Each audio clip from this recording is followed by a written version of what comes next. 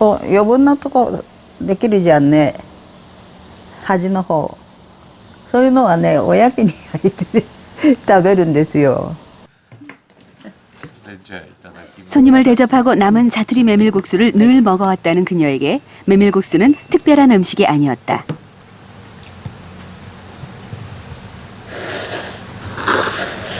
이른이 다 된 아들과 모처럼 메밀국수 만찬을 즐긴다.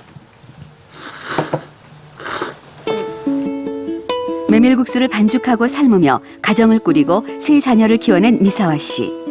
지금도 장사는 물론 밭일까지 거뜬히 해낼 정도로 건강하다. そんなにね、ちょっとそんなことやるだけどね、毎日っていうわけにもいかないもんで、3日間だけやってます。洗剤をやらなきゃいけないもんだから、野菜を作ってるもんで。 나가노현은 지역에서 생산된 메밀의 소비를 촉진하기 위해 노력하고 있다. 상공회의소를 중심으로 메밀을 활용한 가공식품을 활발히 개발하고 있다.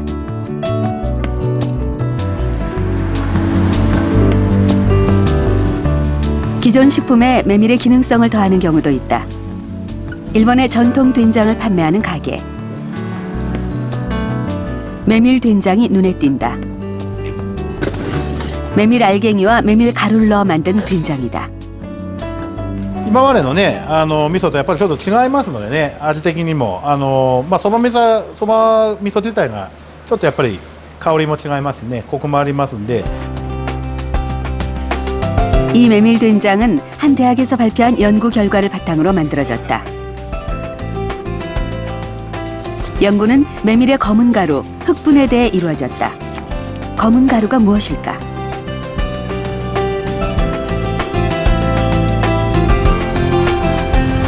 해당 대학을 찾았다. 토모타키 교수가 말하는 흑분은 메밀을 갈았을 때 맨 마지막에 나오는 검은 가루다.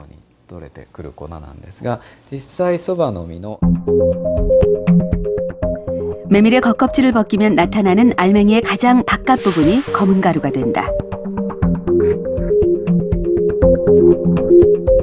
흑분에는 어떤 성분이 들어있을까? 메밀은 다른 곡물에 비해 단백질과 식이섬유 함량이 높다. 그 중에서도 검은 메밀가루는 단백질과 식이섬유의 함량이 월등히 높다.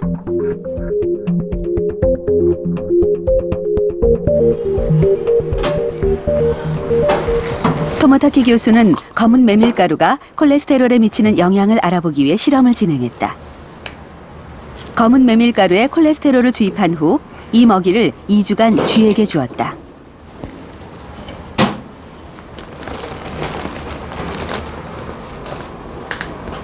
또 다른 쥐에겐 동물성 단백질인 카제인에 콜레스테롤을 주입한 후 이것을 먹이로 주었다.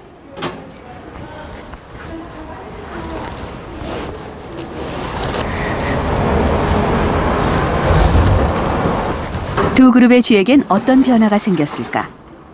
2주 후 쥐의 분비물과 혈액 등을 채취해 몸속의 변화를 살펴봤다.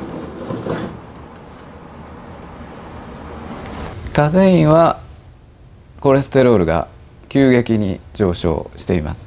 それに対してそばのタンパク質を入れたグループ、それから黒いそば粉を入れたグループはコレステロールの上昇が抑えられています。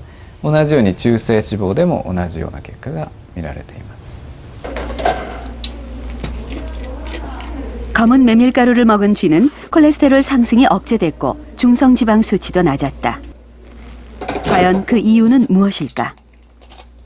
そばのタンパク質が非常に消化が悪いので、それが食物繊維と似たような働きをして、そういった効果が確認できたんだと思っています。